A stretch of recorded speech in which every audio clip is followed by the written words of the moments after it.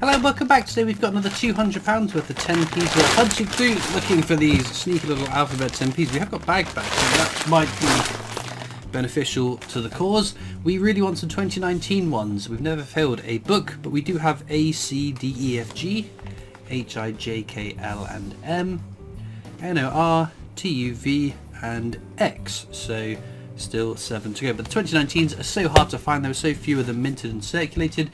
We started a second 2018 book in the hopes of finishing this book. We had 2 letters off. We need H for Houses of Parliament and we need T for the drink tea. So let's go into these bags, see what we find.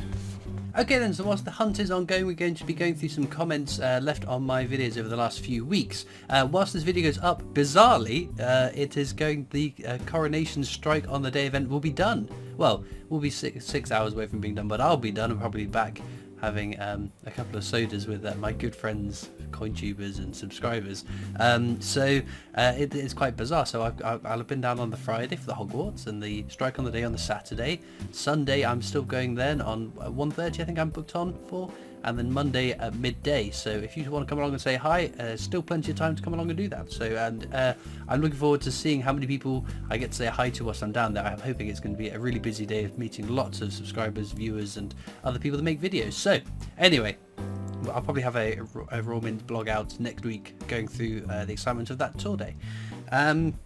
So, Watch Me Do's got a rather long comment. Says, "Hi Christopher, historian here, and your point about kings not having crowns since the 17th century has absolutely fascinated me. Despite this being the tradition, older kings such as Athelstan and Ethelred the Unready usually were depicted wearing crowns. Athelstan started the trend, which is fitting considering he is widely considered the first English king who ruled over a united England. Even the Viking and Danish kings that ruled England after continued depicting themselves with crowns or wreaths.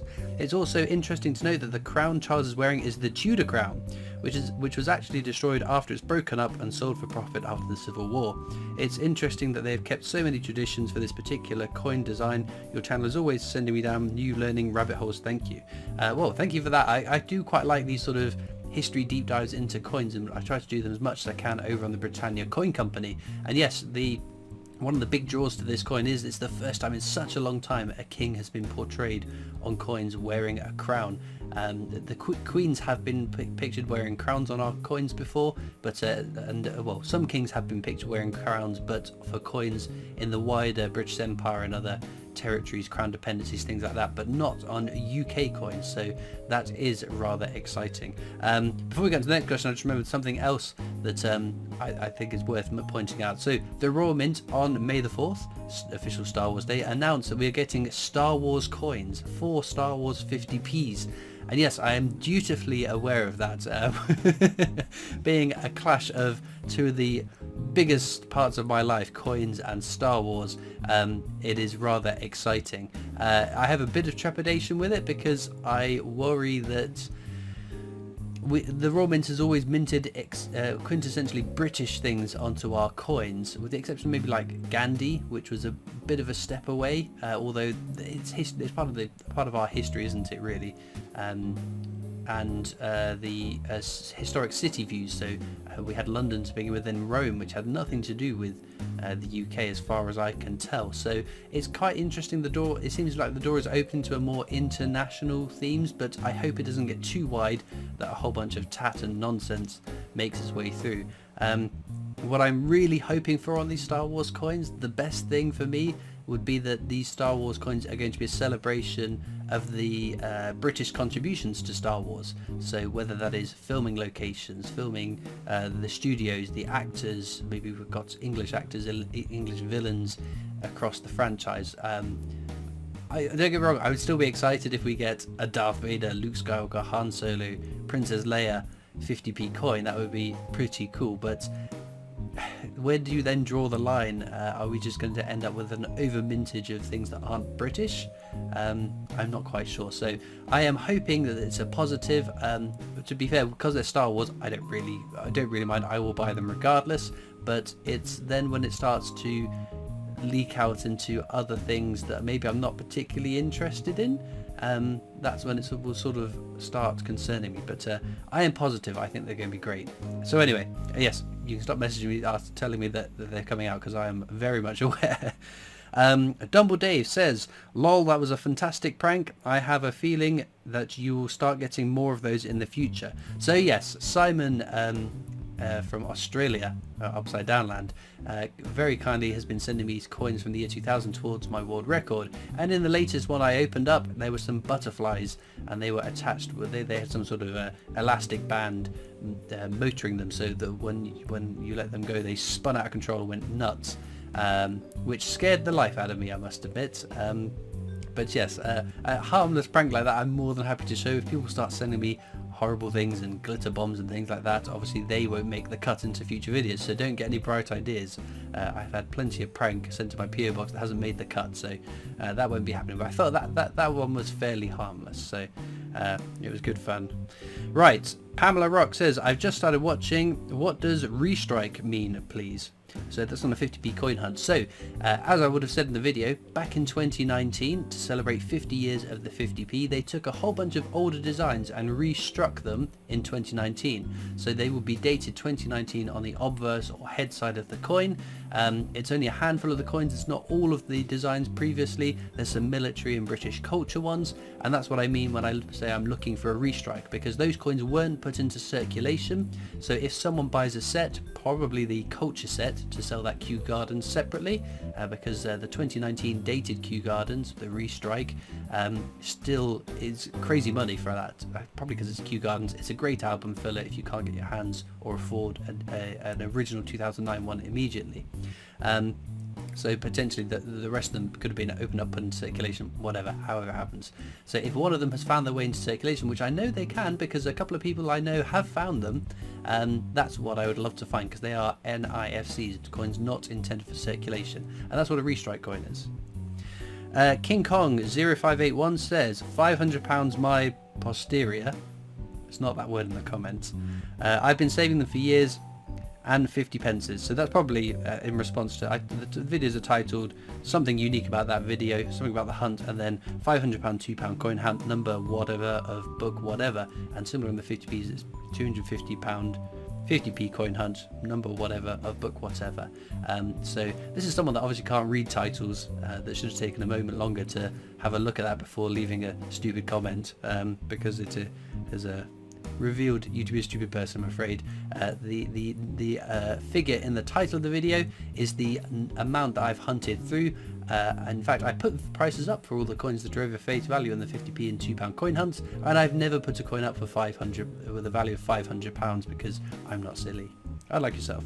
Anyway, and Moses says, love the recordings. Do you keep any coins for the next book, or do you always start from scratch? So I have a cast iron rule, no double dipping. So if in a particular video I finish a book, that is still the last episode of that book. It's almost like seasons. So if we're on book number 6, that is season 6 of the £2 coin hunts, and I can't start season 7 partway through the finale of season 6. It's a brand new fresh start for the next video. So if I was missing a Kew Gardens from a 50p coin book, and I found 2 Kew Gardens in a coin hunt, my cast iron rule is no double dipping. I start a brand new book from scratch, because the problem is, if I was putting my spares forward for the next books, all it would be continuous hunts for Kew Gardens and the Rare Olympics, because that's all you get stuck on, because they are the rarest and hardest to find in the 50p. So it seems a bit pointless, and I don't see the need to call it quits unless it's the ultra rare coins that we are stuck on. So like for the 50p's are Kew Gardens, because say if I find a Kew Gardens and I'm missing, I'm trying to think of a good example. Oh, Olympic Wrestling was a good one. One of my early books I was just stuck on Olympic Wrestling. If I was to call an end to that book, having already found Kew Gardens, the rarest one, and start a brand new book, all I'm doing is hunting through another bag of coins. So the content is still the same. The filling the book is just an interest to see how long it takes to fill a book. So if I was to cancel that early and start a new book with gaps in the book I was currently working on, all I'm doing is hunting through coins, and I'll kick myself when I find the wrestling that I needed for that previous book. So that's why I'm a bit stubborn in getting it through to its conclusion, with the exception of the Kew Gardens, because I'm lucky to find one a year. It's been over a year since I found my last one, so I have a bit of common sense that we could be stuck in that for a long time. So that's what I do and why I do it. Not to say that that's the right way to do it, of course. You can collect coins any way that you see fit. Don't take what I do as gospel. We all collect coins in very different ways. There's people that will collect precious metal coins, bullion coins. They've got no interest in circulating coins, and likewise many of us that are more interested in circulating coins than the higher end really expensive coins. So that's my thoughts on it, but a subjective thing. Right, one more comment. Dario Gabriella says, how hath you go King Charles 50 coin when is not on circulation wet? You fake the videos as well. Okay, I remember this comment because I read through it quite a few times trying to decipher what on earth that meant. I think what you mean is, how did I find a King Charles 50p when they're not in circulation yet? I must be faking the videos. Well, they're in circulation. The crux of your argument is where your argument falls apart, because you're wrong. They've been in circulation for some time. In fact, it took me quite a while to find my first one for the videos, but they are turning up quite more frequently now because they have been put into circulation. Unless you're confusing that with the coronation coin, that is yet to be put into circulation as of recording this video. We're hoping it goes into circulation very soon, as the coronation is today. I haven't found one of those yet. I would love to find one of those early, but what doesn't help matters is that my videos are recorded 2 or 3 weeks in advance. So if a coin comes out into circulation and then filters through, it takes a bit of time for them to turn up in these coin bags. It then will take an extra few weeks to get through my backlog of videos that I've recorded prior to them coming out into circulation. So there's always a bit of a delay in finding those coins, but I think it's important to have that buffer zone in case I can't get my hands on coins, in case I fall over and hurt myself and can't get to the bank that week. So I've got a bit of footage to play around with should anything unexpected turn up. And with that being said, let's get back to the coins. Well, there we go then. Unfortunately no alphabet 10p's, but again it is rather hard to get it. But we did have a real range of different things. A couple from Isle of Man, including the Manx Cat, which I think is a beautiful, stunning coin, and this Guernsey Tomatoes. Some international coins, we've got 5, I think they're rubles from Russia, Portuguese 5 escudos, and this state quarter for Kansas over from the USA. And then this 2p coin, which I've been diddled out of 8p having found, but there we go. Some fascinating coins, and do let me know in the comments what your favourite coin from today's hunt is. As ever, there'll be links in the description to my coin collecting Discord server if you want to come over and join that. There's also links to my Facebook, Instagram, Twitter, TikTok. There's the PO Box address you can write into, and of course the Britannia Coin Company, who I work for as my day job, making videos for them, so please do check them out as well. All it leaves me to do now though is thank you so much for watching. I hope you've enjoyed, and I'll see you next time for more coins. Bye.